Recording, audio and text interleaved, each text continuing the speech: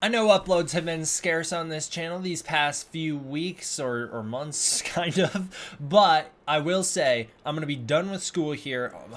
I have 2 days left. On Tuesday is my last day, which I don't know when this video is coming out. It seems like I record a video and then 2 weeks later I get to upload it, but Tuesday is my last day, and then I've got testing on Wednesday, and then I'm done. When that happens, I will have a lot more free time to work on videos for you fellas, but until then, we're going to do a kind of a quick, hopefully quick, news and updates. There's not a whole lot to cover. I mean, there is. I'm just not doing it in this video because I've fallen so far behind that I'm really not bothered by how far behind I am at this point. It's like, it's a lost cause. So we're just gonna roll with this one, shall we?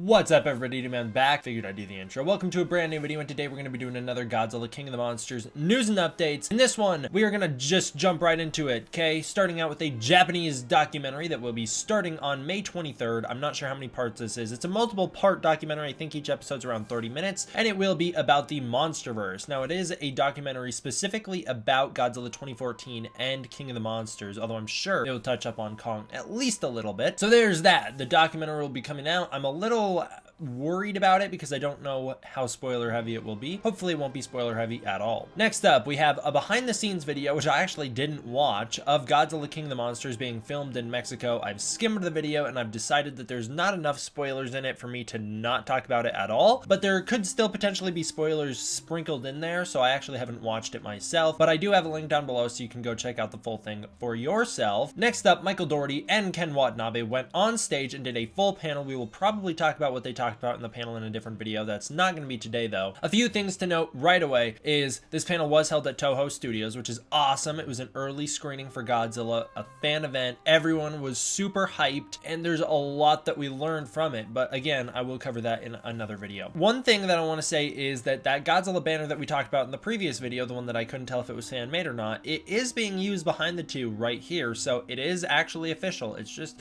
I don't know, something about it looks a little too animated for me. I thought it was fan made, but it's all right. It's pretty cool. Also interesting to note that Michael Dougherty apparently has a 3-hour cut of Godzilla 2. I'm sure we'll talk a little bit more of that in the video where we break down the full panel, but he did mention that he has a full 3-hour cut of the movie. Don't expect us to see this full 3-hour cut. We're probably sticking with the 2.5-hour version that came out in the theaters, even when the Blu-ray comes out, because there was an extended cut of 2014 as well that Legendary has never released. We haven't even seen any deleted scenes from it. All we know is that it's out there. So that will probably be what happens with this. This is out there. There is a 3-hour cut in existence. We're not going to get to see it. That'd be my guess. But yes, like I said, there was an early screening held, and everything that I've heard from that early screening has been nothing but good things. Everyone loved the movie. Legendary CEO Joshua Gord, I hope I said his name right, wants more Godzilla movies. He said as long as they can continue to tell stories in this universe, they're going to do so, and they want to make more and more Godzilla movies for as long as possible. Really cool. You know, that's nothing new. We've been hearing Legendary producers and CEOs and everyone like that say the same thing for a while now. Michael Dougherty said at Monsterpalooza that he would be willing to do more and that he wants more MonsterVerse Godzilla movies, but these next two MonsterVerse films have to do really well at the box office for that to happen. You know, it's been what we've been saying for a few years now. Godzilla has gotten a size increase in King of the Monsters, not a huge one. He went from 355 to 393 feet. He is officially the tallest live-action Godzilla in history. Again, it goes back to like there's an arms race, like a Cold War going on between Godzilla. It's funny, Godzilla started out as a metaphor for the Cold War, and now there is an arms race happening with Godzillas where everyone's like, we're gonna make our Godzilla bigger than the last. And although Legendary's Godzilla is technically the tallest live-action Godzilla, don't be fooled, fellas. Toho still has the cake for tallest Godzilla, with our boy Godzilla Earth standing at,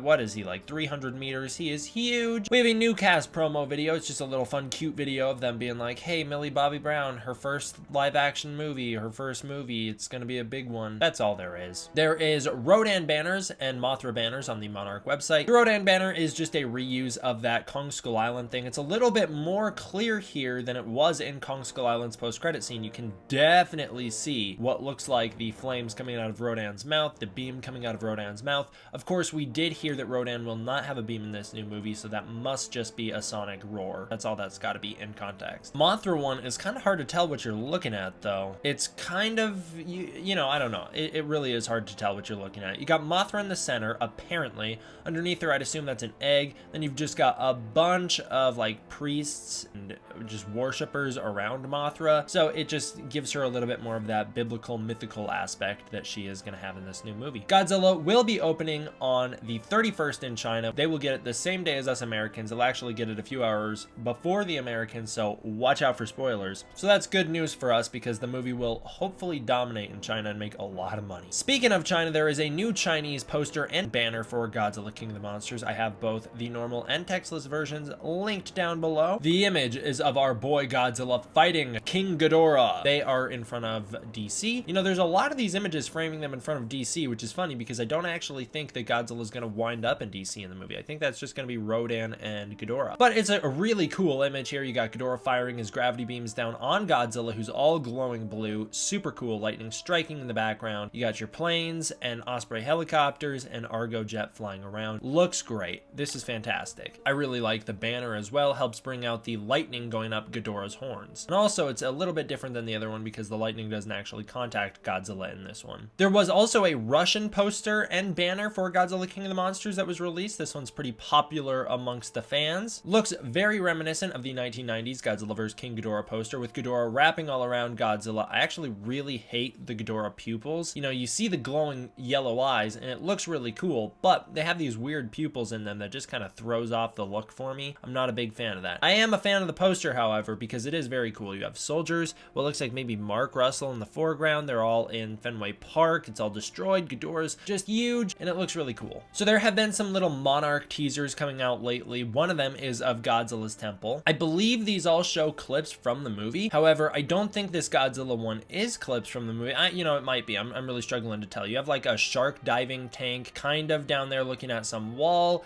and then you see some flickering images of Godzilla's temple before the dorsal fins light up in very GMK fashion. I don't know if those clips are actually going to be used in Godzilla King of the Monsters. However, I wouldn't be surprised if they are, considering the Mothra teaser we got, which was the next one released. The Mothra teaser inside the Temple of the Moth is clips from the movie confirmed. You start out, you see lots of people running up to Mothra's chrysalis as it's kind of moving and glowing, and then Mothra hatches. We get a nice undershot of the larva. It looks kind of ugly here. It doesn't look as cute as the old larvas did, that's for sure. You see what I believe is Mothra in the waterfall. However, I can't totally tell what we're looking at there. And then you have a little clip of Mothra soaring through the sky. Really good shot of Mothra's underbelly. The last one we got was a Rodan teaser, which is cool. Starting out with the volcano, Outpost 56. It explodes. Rodan roars. You see a good shot of his face. We saw that in the trailers. And then he spreads his wings. And then we get the shot of him flying towards Ghidorah. A little disappointed that there is not a single bit of new footage in there of Rodan. However, I can't be that upset because I'm not really wanting a lot of new footage for the movie. Although, like the Mothra one, that's perfect. That's like, you know, we get all of what, 3 seconds of new footage and none of it's spoiler heavy. That's great. That's what I'm looking for. Our last thing we're going to talk about today is a new image of the Temple of the Moth. We have seen this image before, just not as clearly as we see it here, even though it is not in HD at all. This is a very poor quality image. I wish we had a good HD scan of it. You got what I assume is a Monarch guard in the background, and then you have your 3 lead scientists in the Temple of the Moth, I'm assuming. In the foreground, starting out with Emma Russell, played by Vera Farmiga, then you have Millie Bobby Brown's character, Madison Russell, and then you have Randall P. Haven's character here. This guy was also in Stranger Things, for those of you who don't know. I'm assuming this guy's gonna be killed when Charles Dance storms the compound, because this is the only shot of him we have ever seen. I actually forgot he was gonna be in this movie, but he was one of the first cast members announced for the film. So there he is. Behind them, you can see what looks like a massive mural with some overgrowth from trees on it. Pretty cool, nature taking over. But the massive mural in the background is actually the original Temple of the Moth image we had released